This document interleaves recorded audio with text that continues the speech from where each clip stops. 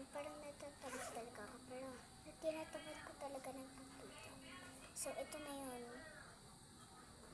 So, by the way, ito na pala yun. Ito yung una. Ang cute niya sa ating Mika. Alam niya ba? Yung, hindi ko pa talaga siya alam. Pero na, ano sa atin, sabi niya sa kanya rin si Mika. Pero siyempre, parang bilang panalawa, sasabihin ko, idol ko kaya si Mika. Tapos tingnan nyo, tara.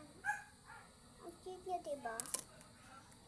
So guys, first time ko lang nakita si Joanna na nakabounce. Tingnan mo. So, by the way, nakagusto ng video niya.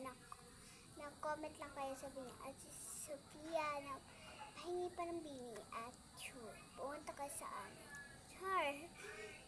Hindi talaga akong alam nagpadakala.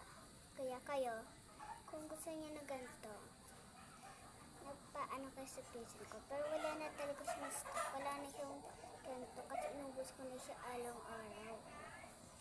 So, wait lang. Okay, so dito talaga kayo naman.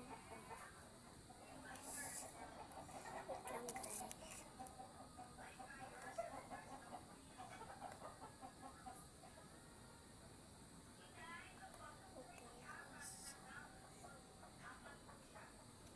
Guys, pansin nyo ba to?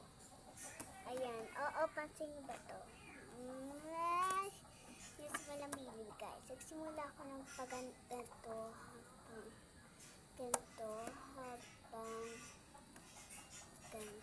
habang kumanto na guys. As in, sabi ko, ang galing ko talaga mag-ipon tayo. So, sayang yung ano ko talaga dahil yung isa ko pang ganun.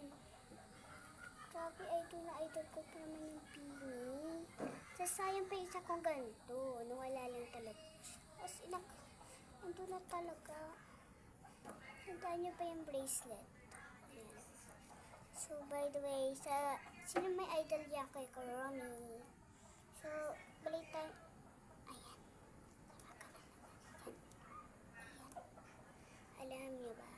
May nagpili sa akin yung pinsan ko, yung ate ko talaga.